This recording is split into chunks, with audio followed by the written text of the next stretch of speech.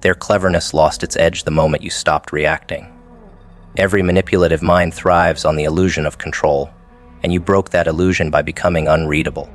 They were used to people who flinched at the right time, laughed on cue, or crumbled under subtle guilt. You didn't. Their lines, once sharp and persuasive, began to sound rehearsed. Their charm started to smell like desperation.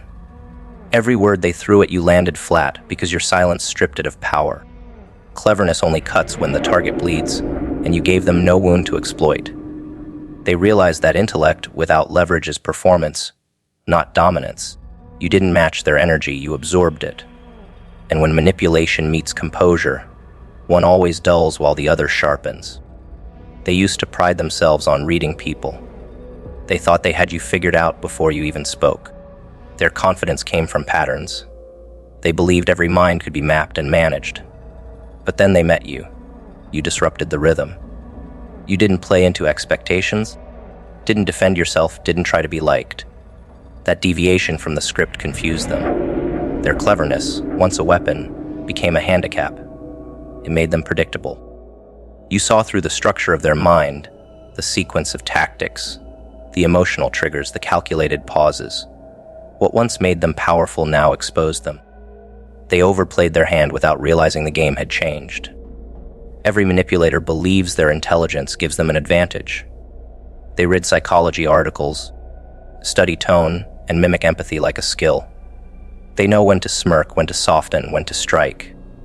It works on the weak, because most people want to believe what sounds good. You stopped wanting. You detached from the hunger they feed on. Without hunger, manipulation fails. Their cleverness was built on illusion, not wisdom. It worked only on those desperate to be seen.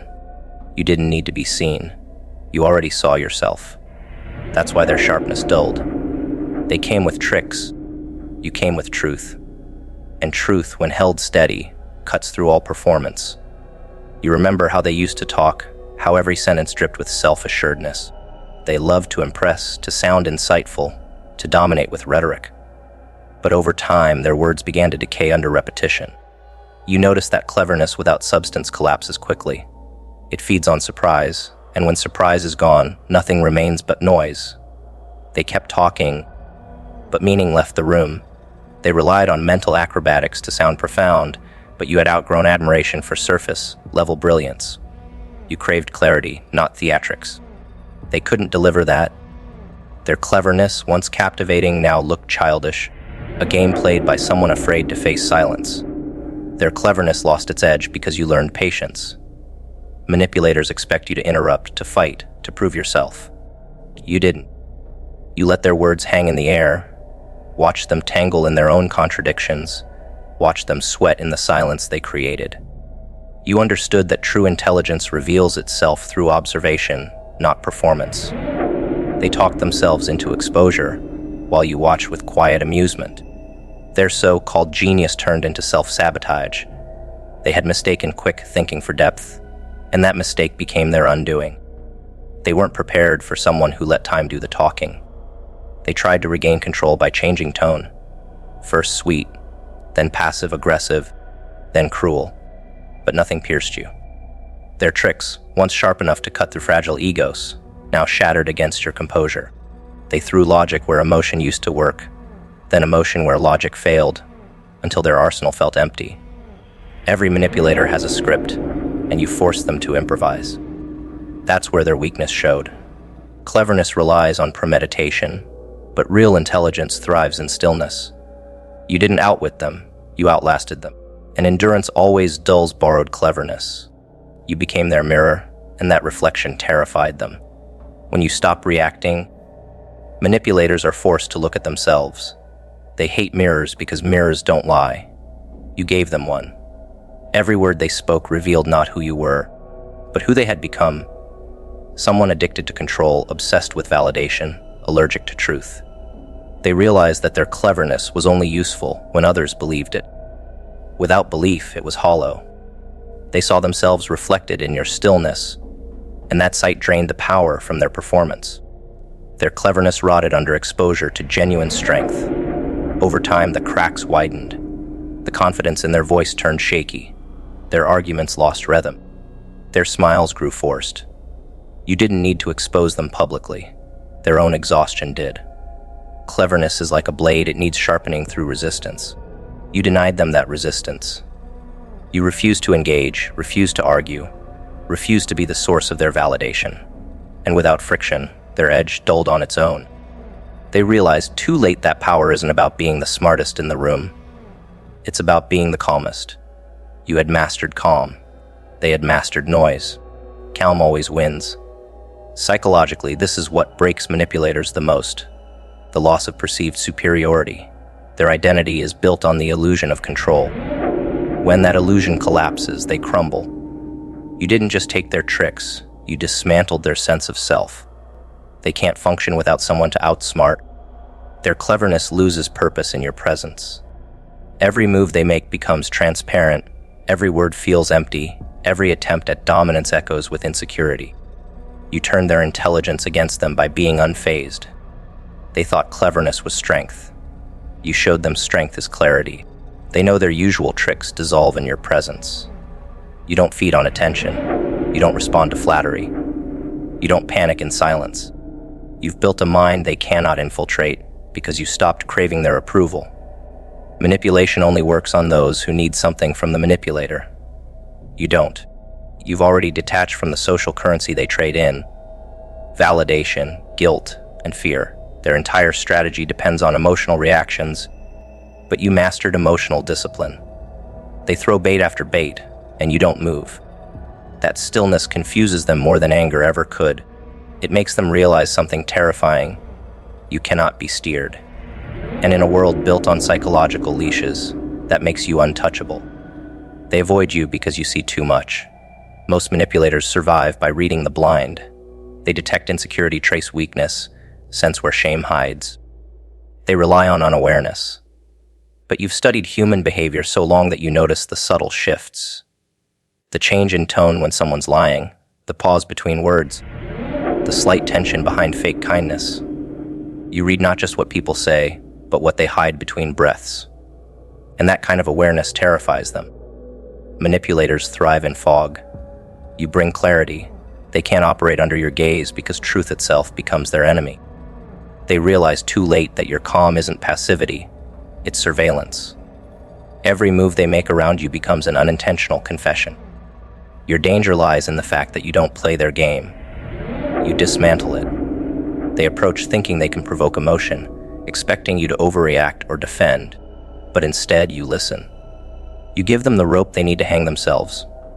Manipulators hate silence because silence reflects. You mirror them so subtly that they begin to see the ugliness of their own tactics. When you don't take the bait, they start to reveal their intentions faster, trying to regain control. But control doesn't exist where clarity lives. You've turned observation into art, and that art disarms every predator that mistakes composure for naivety. They've tested others before you, people who broke under subtle pressure, who believed that kindness would disarm evil. But you learned that the world's most charming faces often hide the coldest intentions. You stopped mistaking eloquence for wisdom, empathy for honesty, or confidence for depth. You understand the science behind manipulation. It feeds on unhealed wounds. So you sealed yours. You faced your darkness instead of outsourcing it to others. That's why they cannot infect you. They rely on projection, but you own your shadows. You've integrated what they deny. They cannot twist your mind when you already understand its machinery better than they do. Their fear of you isn't mystical, it's logical.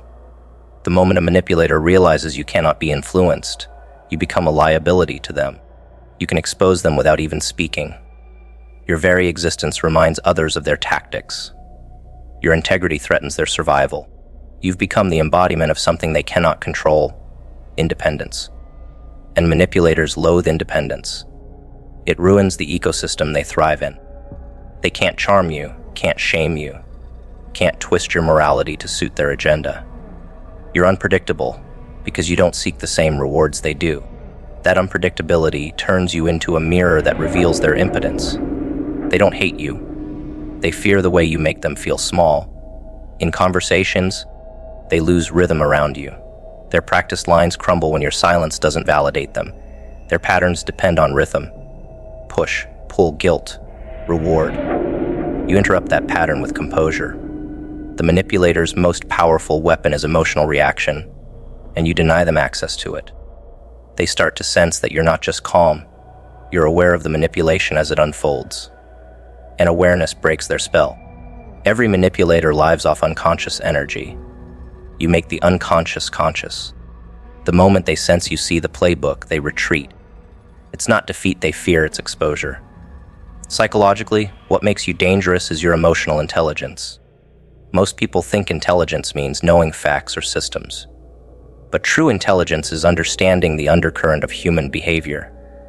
You grasp the psychology of influence, the mechanics of suggestion, and the way fear disguises itself as dominance. You've studied yourself so deeply that no one else can define you. That's what manipulative minds despise: the impossibility of control. Their scripts fail. Their charm turns brittle. They can't guilt you because you don't owe them. They can't threaten you because you don't fear them. They can't seduce you with approval because you no longer crave it. You became free, and freedom in a world of control looks like danger. Manipulators exhaust themselves around you because your stillness exposes their chaos. You do not resist. You let them reveal themselves. That frightens them more than confrontation ever could. They would rather face outrage than composure. Outrage they can redirect. Composure leaves them nowhere to hide. You've learned that true dominance is quiet. It's not about intimidation. It's about precision. When you speak, your words carry weight because they are chosen, not spilled.